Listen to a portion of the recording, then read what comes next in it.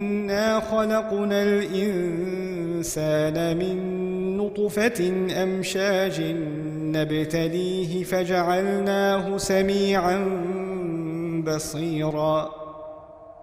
In many ways, this surah represents finality. It actually, interestingly enough, by the language with which the surah begins, when Allah says, إِذَا السَّمَاءُ انشَقَّتْ, when the sky is going to crack open. Inshiqaq is used in the Arabic language for physical objects that are hard.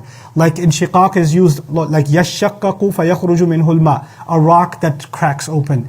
And then, ثُمَّ شَقَقْنَا الْأَرْضَ شَقًّا, we tear the earth open, a mountain tearing open, the land tearing open, a boulder tearing open, meaning cracking open.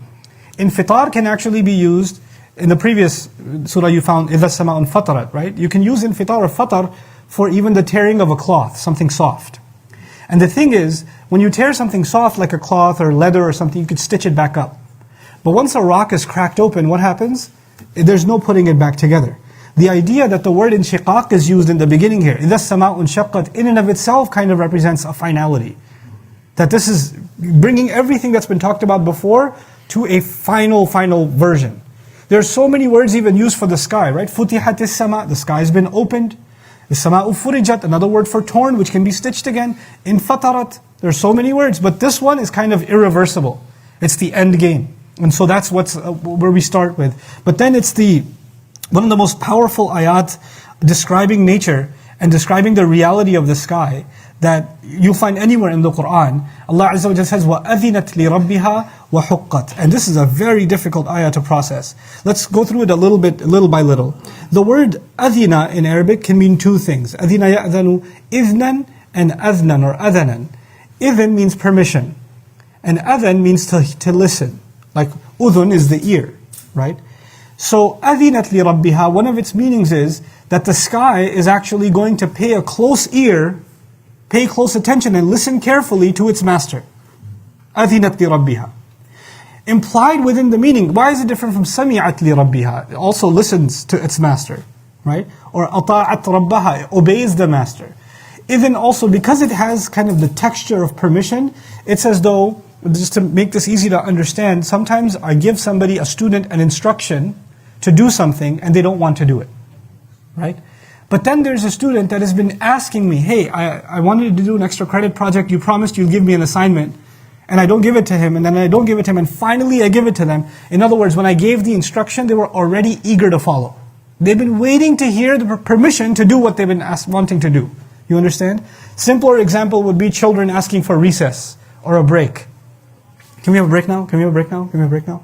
Then finally, when the permission is given, they listen to the words of permission and they can do what they want. It is as though the sky tearing open is actually what the sky has been wanting to do. And it's been holding itself back because it didn't hear the words of permission from Allah. Allah didn't say, not yet. Allah kept saying, not yet, not yet, not yet. And it's just desperately waiting for those words to come from Allah. أَذِنَتْ لِرَبِّهَا. It's a very scary thing to think about. This theme in the Qur'an, that nature, as we know it, is actually a wild beast that wants to just tear things apart, and the only reason it's being held back is because Allah hasn't given it permission yet. The earth actually doesn't want to stay calm. The sky doesn't want to stay intact. It wants to tear open. What Qur'an will describe, for example, when someone says Allah has taken a son, تَكَادُ السَّمَاوَاتِ يَتَفَطَّرْنَ. The skies are about to tear open because they hear somebody saying Allah has a son. The skies can't tolerate that kind of disobedient word to Allah.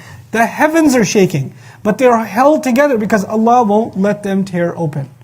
So all other creations of Allah, they only tolerate obedience. And this idea, why is it that it's waiting to be torn open? Why does it want to destroy itself so badly? You have to understand something. When you experience trauma, like I'm reminded of the example of Maryam salamun alayha, when she gave birth, and she wished that she was dead. Ya laytani mittu qabla hadha. I wish I was dead before this happened. When you experience a traumatic thing, and you're going to be accused and humiliated, etc., you'd wish for death over that. The obedient to Allah, the skies that are in tasbih of Allah, سَبَّحَ لِلَّهِ مَا فِي السَّمَاوَاتِ وَمَا فِي الْأَرْضِ. All things in the skies and the earth declare Allah's perfection. When the sky watches us, because the sky is a witness over us, when it watches our evil deeds, our sins and our shirk and our kufr, then it actually reacts. And it wants to react. Sometimes Allah lets the earth react just a little bit. So Allah says, ظَهَرَ الْفَسَادُ فِي الْبَرِّ وَالْبَحْرِ بِمَا كَسَبَتْ أَيْدِ النَّاسِ.